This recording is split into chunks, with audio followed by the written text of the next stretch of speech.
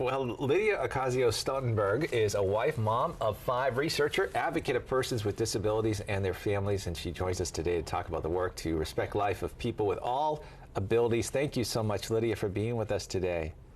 Thank you for having me. If you could tell us a little bit about your advocacy work and maybe share your approach, which is both experimental with advanced degrees in special education. Well, first I'll say that I didn't originally start off as an advocate. Excuse me.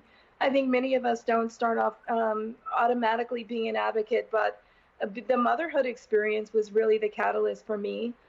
Even understanding the science of Down syndrome and other disabilities really is nothing like the personal experience. So I think there is that inner calling, the experience of being a mother, being in a family, but then taking that outward and wanting to extend that toward others, helping others to see the beauty of our children and adults with Down syndrome.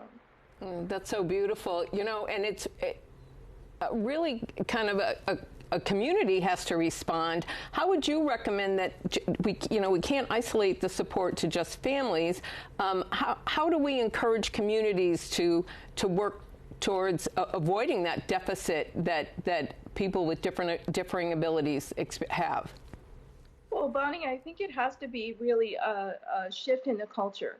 And when I say culture, it's at all levels. It just definitely starts at the family.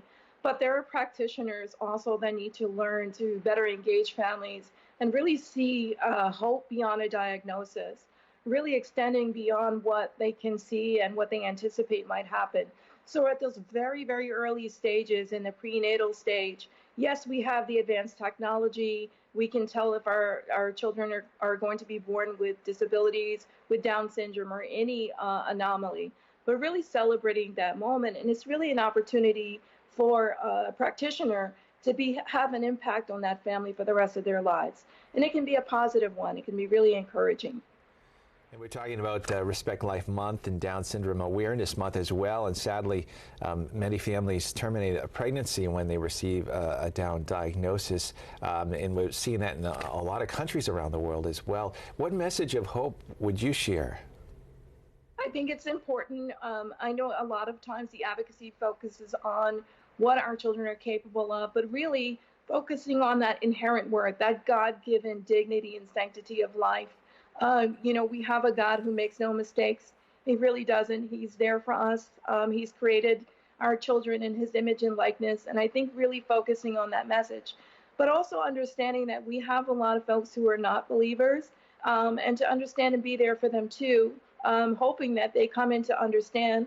Of course, our Christian perspective does give us a little bit of a deeper understanding of the cross that we're carrying, but also to help our brothers and sisters who are going through this and helping them to see the wonder and joy of the unknown. And it is really a beautiful thing.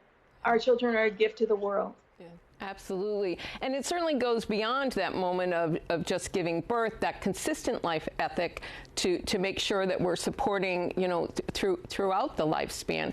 And to that end, you're a co-founder of the Miami Employability Movement to reduce that employment gap. So tell us about that, and then really how that can be replicated, across the United States and across the globe, really. Well, I think exactly what you're saying is that is consistent. Just really seeing the value and contributions that people can make, persons with Down syndrome or any disability. It starts at school, just really continuing have high expectations, but also offering opportunities. And those opportunities really begin in the transition period with our adolescents, giving them opportunities to explore careers, see what they can do, see what they enjoy, where their interests lie, and also to have community establishments, whether it be supermarkets, any kind of businesses, to give opportunities. That's what's going to sell, really giving them a chance to see what they can do and grow. Not just really, I don't want to say it can be limited to a supermarket, but it can be anything, and just being creative. So many of our self-advocates have been entrepreneurs. Their families have started businesses. The sky is the limit. Yeah, that was going to Be where I would take this next then is like really there becomes that initial encounter that you have to introduce businesses and organizations to that possibility. What's that experience been like, and what are the challenges and the opportunities? Well, I reiterate again that it's a culture shift. Again, there is a tendency to see that how's this going to be a problem? Are there going to be a liability?